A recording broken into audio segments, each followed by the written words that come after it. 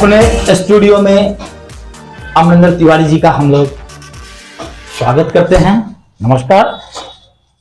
अमरिंदर तिवारी जी, जिनका अपने क्षेत्र में जनता के प्रति काफी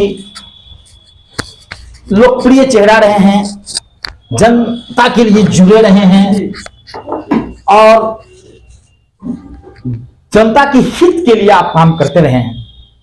स्थानीय पंचायत चुनाव में भी आपकी भूमिका रही है, कई बार आप पंचायत चुनाव में जीते भी हैं। फिर भी राष्ट्रीय राजनीति पर आज हम आपसे बात करने जा रहे हैं। बीजेपी वहां जीतने जा रही है। अभी तक की रुझान स्पष्ट कर रही है कि बीजेपी लगभग 47 सीट पर लीड कर रही है। लगभग 27 वर्षों के बाद बीजेपी वहां आ रही है। क्या ऐसा रणनीति है जिसकी वजह से बीजेपी वहां जीत रही है? संक्षेप से। सबसे पहले आपके चैनल HRDC को बहुत बहुत धन्यवाद। आपने मुद्दा उठाया दिल्ली चुनाव का। सबसे पहले तो आपको यह जान लेना चाहिए कि दिल्ली एक केंद्र शासित राज्य है। दिल्ली में विगत 15 साल से माननीय केजरीवाल जी की सरकार, आम आदमी पार्टी की सरकार, उसके पूर्व में माननीय शीला दीक्षित जी, जो आज हम लोगों के बीच नहीं हुई है, कांग्रेस की सरकार थी। उस बीच के पीरियड में एक बार भाजपा की भी गवर्नमेंट बनी थी, भाजपा की भी सरकार थी। 2025 में जो भाजपा की सरकार बनती हुई दिख रही है दिल्ली में, इसमें आम आदमी पार्टी की जो हार है और बीजेपी पार्टी की जीत कह रहे हैं, वहां पे ना आम आदमी पार्टी की हार है, ना वहां बीजेपी की जीत है, वहां आम जनता की जीत है। कि 10 वर्षों के कार्यकाल में, विगत पूर्व में भी थोड़ा सा आपका ध्यान आकर्षित कर देते हैं। विगत पूर्व में भी आपने देखा है और आपके चैनल से, बहुत सारे चैनल से चला है कि माननीय वहां के मुख्यमंत्री 4 दीवारी जेल के कस्टडी से उन्होंने सरकार को चलाया। जो न्यायालय में यह मामला लंबित है, यह माननीय न्यायालय आगे इस पर जो कार्रवाई करेगी वो सर्वमान्य होगा। न्यायालय गवाह सबूत के आधार पर चलती है, जिसका सबसे बड़ा प्रमाण गवाह और सबूत दिल्ली की जनता 8/2/2025 को अरविंद केजरीवाल जी को दे चुकी है। बहुत दुख की बात है कि खास करके जिस सीट पर, नई दिल्ली सीट पे माननीय पूर्व मुख्यमंत्री अरविंद केजरीवाल जी जिस सीट पे चुनाव लड़ रहे थे, वह सीट उनकी लूज हो गई।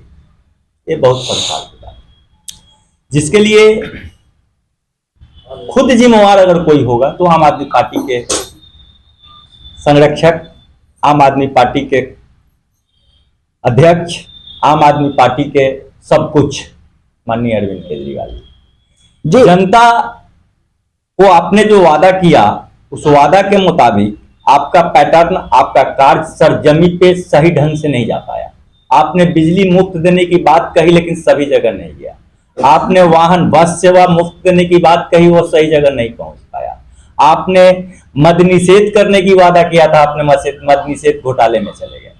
तो ये सब चीज जनता देख रही है और जनता जिस दिन, अमरिंदर बाबू, यहीं पर मैं आपको टोक रहा हूं, मद निषेध की, आप घोटाले की चर्चा आम आदमी पार्टी की कर रहे हैं। यह एक ऐसा मसला है कि पार्टी का नेतृत्व ही नहीं, पूरी पार्टी ही अभियुक्त है। ये इस देश के लिए एक पहली घटना है ऐसा कि कोई राजनीतिक दल अभियुक्त बनी है। ये तो हम नहीं साबित कर सकते हैं, ये तो माननीय न्यायालय के ऊपर है। ये माननीय न्यायालय अब अभियुक्त करते हैं या विचाराधीन रखते हैं, माननीय न्यायालय की चीज है, इस पे तो हम कोई चर्चा नहीं कर सकते हैं। हमारा प्रश्न देश हित में है। अब आज का कार्यक्रम हमारा देश हित कार्यक्रम है। देश हित में है कि आज की फ्री पॉलिटिक्स की देन तो नहीं है बीजेपी की जीत। कीचड़ से धोने की नहीं। फ्री कहीं कुछ फ्री नहीं होता है सर। 1 पर 1 फ्री, 2 पर 3 फ्री, 2 पर 4 फ्री है। फ्री शब्द ही नहीं है, फ्री कुछ होता ही नहीं है। मेरा कहना है, मेरे चैनल्स का कहना है, पूरी ही जवाबदेही के साथ अपनी बातों को रख रहा हूं कि दिल्ली की आबादी 2.5 करोड़ है, उसमें टैक्स पेयर्स की संख्या 15 लाख है। मोदी सरकार जो अभी हाल में ही बजट पेश की, उसमें 12 लाख रुपए पर इनकम टैक्स फ्री किया, जिससे 6 लाख लोग प्रभावित हुए। 6 लाख को अगर एक परिवार में 4 लोगों की गणना हम करते हैं तो वह 24 लाख वोटर के रूप में बदलता है।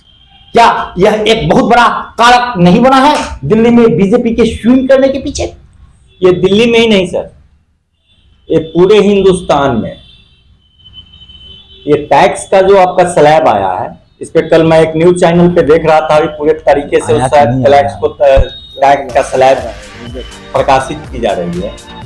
पूरे हिंदुस्तान में, पूरे भारत में जो मध्यम वर्ग से जीने वाले लोग हैं, जिसको मध्यम परिवार हम आप बोलते हैं, उनको इस टैक्स से बहुत बेहतरीन लाभ मिलेगा। खास करके मैं वैसे लोगों को भी बता देता हूं जो टैक्स देना चाहते हैं लेकिन उनको देने नहीं आता है, उनको भी बहुत सारी सुविधा दी गई है।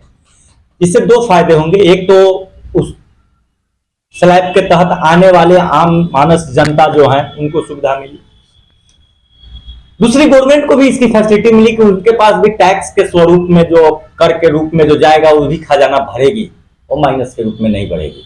1 रुपए का सामान 100 बेचेंगे तो 100 होगा और 10 रुपए का सामान 2 बेचेंगे तो 20 रुपया होगा।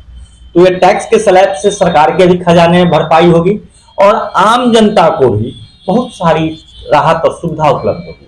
इसलिए इसका भी असर दिल्ली में पड़ा है।